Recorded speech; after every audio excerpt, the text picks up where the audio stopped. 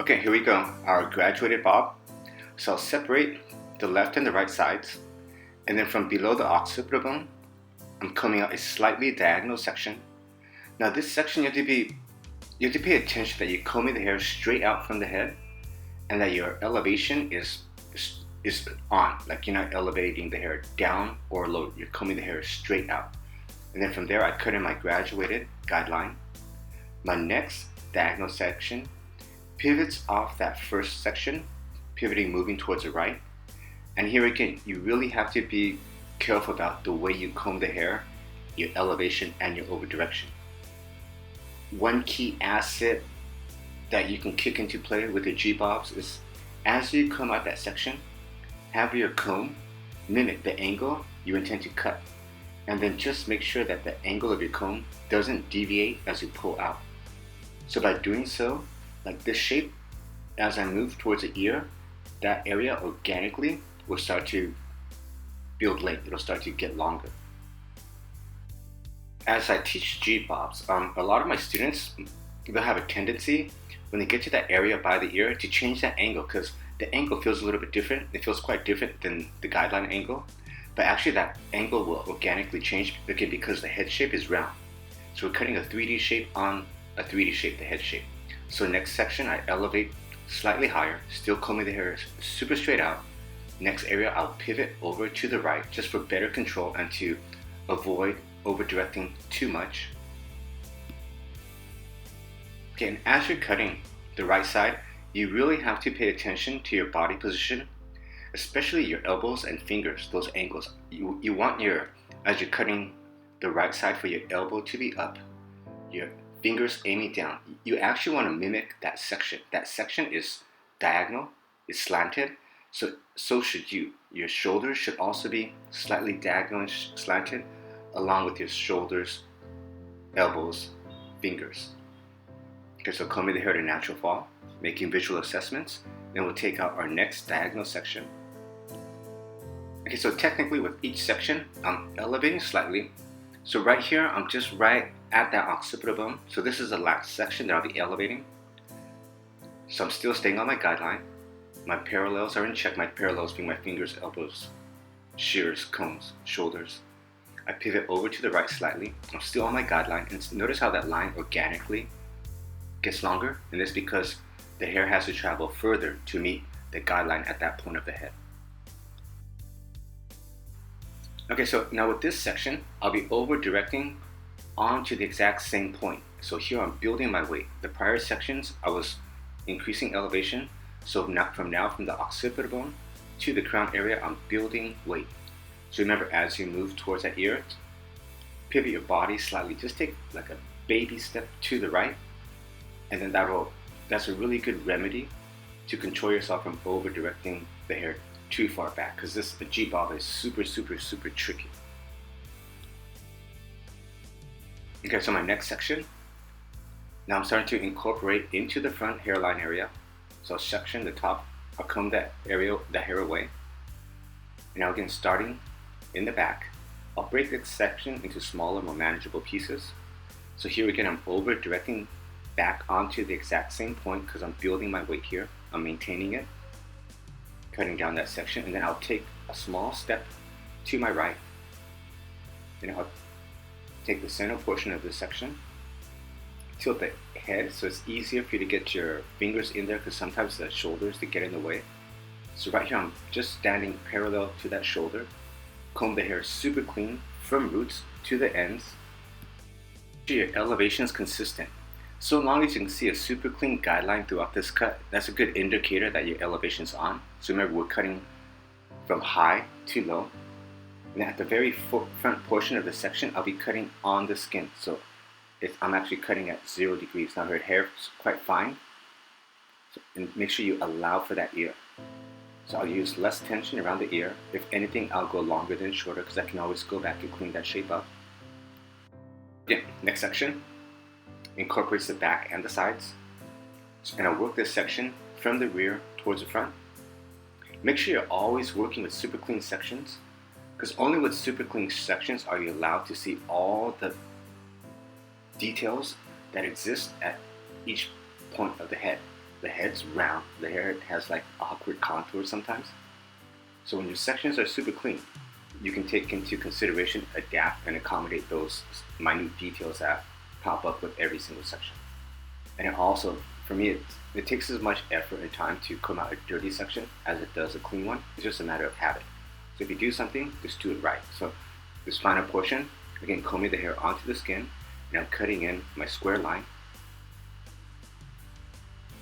Just working with the bare tips of my shears, nudging in that line. Okay, our next section again. Combing it out super clean. Comb the excessive hair away. Beginning in the back. Now, you have to remember that this section is pretty big, so of course I'll have to break it down to smaller pieces because my fingers are only so long. Just be aware of your elevation. Make sure you're not over directing the hair. Make sure that the hair that you comb, the strands of hair are parallel to the teeth of your comb. If you're combing the hair straight out, they'll be parallel. If you're over directing too far back or over directing too far forward, then the strands that you just combed out, that you're holding between your fingers, won't be parallel to the teeth of your comb. So make sure your parallels are always in check. That's like a super strong indicator that you're actually controlling the hair. And you don't have to, it takes a guesswork out of it, just a quick visual reference. You just like line up the hair you combed to the teeth of your comb. If everything's balanced, then go continue cutting. If it's off balance, then recomb and make sure you get it right, because over direction at all has to be consistent. But in this point, we don't want over direction. We just want to comb everything clean. Still working the same manner.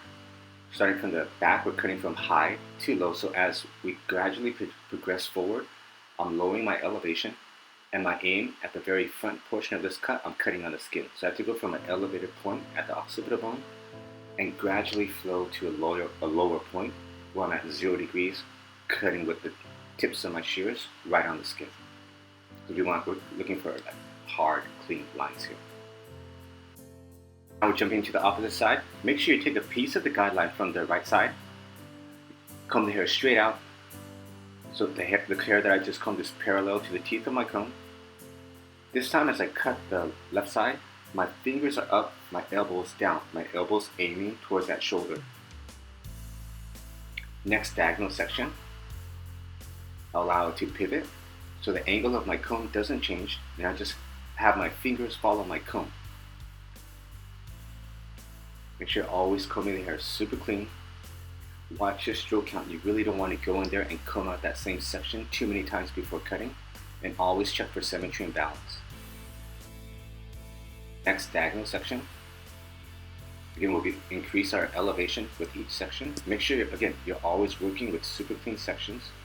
Make sure that you comb the hair. Notice how the angle of my comb didn't change. So that's the same angle as my guideline. But after this section, you'll start to feel that the hair, the lengths going towards the ear, they start to get longer. They're supposed to start to get longer because that's where the head turns more narrow, so that those strands of hair have to travel a further distance to meet my guideline. So don't let it trick you up, because a lot of times when I'm teaching a G-bob, I have way too many students just going back in and cutting in this artificial angle just because it didn't feel right. Okay, so still, combing the hair super clean, elbows, scissors, fingers, all parallel. Comb the hair to natural fall. Check for symmetry and balance. Now notice I'm checking for balance all the time, because cutting a G-bob is killer. It's so difficult. When I was training, I would have nightmares about graduated bobs. But they're really fun. I mean, 20 years down the road, they're still challenging. Increasing the elevation and still combing the hair straight out. And then as I'm cutting the left side, as I move towards the ear, my body also pivots slightly towards that ear. So again, I like combing the hair to my center of balance. So actually I'm combing the hair out right to where my chest is. So that way I have the greatest amount of control with my over direction and elevation. And now as we pass the occipital bone, our sections travel all the way to the front of the head. Now this is a really big section, so we're going to have to break it down to easier, more manageable sections. Okay, so my elevation, from here on, I'm elevating to the same point. So as I near the ear, by following the shape of my guideline, that point of elevation will gradually become lower and lower. Now as I work towards the front, Be very careful for the ear. Always make allowances for the ear. If anything, go longer. You can always nudge it shorter. Now, right at the front, I'm combing the hair to natural fall. And I'm just going with the tips of my shears and just nudging that 0-degree line. Just working the details. Details, they only exist at the tips of my shears. Check for balance. Okay, so again, come out your next section that begins in the back, finishes in the front. And we'll be traveling along this section. So with each, we'll break this section down into like 3 pieces. So each point that we're cutting will move our body forward. So the first point is over directing to the same point of elevation, following the guideline. Watch your stroke count. For me, ideally, I'd want to go in for each mini section of this section. At maximum, comb it twice. Ideally, it would be 1 to 2 strokes. 2 strokes at the very most, if you have that strong intention. So to control your stroke count, just run it in your mind before you actually do it. Think first, then cut. It's a lot safer than cutting, making a mistake, and then thinking. Your brain is your best tool. You better use it. So think first, then cut. And that habit, it works great, and it's just a habit. And it only takes another like 1 or 2 seconds. So over directing back onto the exact same point. Now watch it tension around the top hairline if there are any vicious cowlicks there. Again, following your guideline. And again, our shape is going from a level of higher elevation into, at the very front, a 0-degree line that's cut on the skin. So I'm gradually elevating each portion of that section lower and lower and lower, with the end point being 0 degrees. So have that intention in your mind, and just you can kind of get a sense of how that line will geometrically flow as you're cutting it. And as you nudge in that line, just use the tips of your shears. You don't have to rush it. Just get that line super clean. Okay, our next section it's approached in the exact same manner.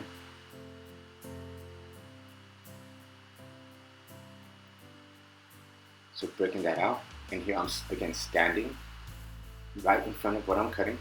I'm combing the hair to my center balance, to my chest. From the same point of elevation, goes to the back there, I'm building my weight, and I'm gradually lowering my fingers so my weight and my elevation is going lower and lower, with the end result being cut on the skin. And notice as I reach the front portion, I'm standing in front of what I'm cutting. So I begin in the back and I finish just slightly forward of her shoulder. So now just go back and clean out the hair around the nape. I'm going and cut in a little curved shape, which looks really nice. I could go in and cut a really hard angle, but I like this curved shape because again it grows out nice, and it's a bit more challenging to cut a curved line as opposed to like a really hard V shape. They both look nice, but just this time around I'm going curved. So with the blow dry, I'm just going to go in with my best brush. I'll start off by flat wrapping the hair.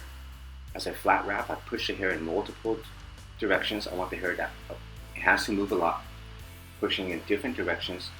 Always make sure that the nozzle follows the back side of my brush. Okay, and remember, when you're cutting a G-bob, you really don't want to go in there and blow out like too much artificial poof at the root, because if you do, you'll never be able to check it off perfectly. So once the hair is dry, we still have to go back and refine our shape. So just get it shiny, smooth, and with like best 0 to no root lift. So as the hair dries, I'll start to leaf and bevel. Make sure that I like the nozzle to follow the back of my brush at about 10 to 15 degrees, because I found that's the best angle for me to really get that nozzle sealed shut.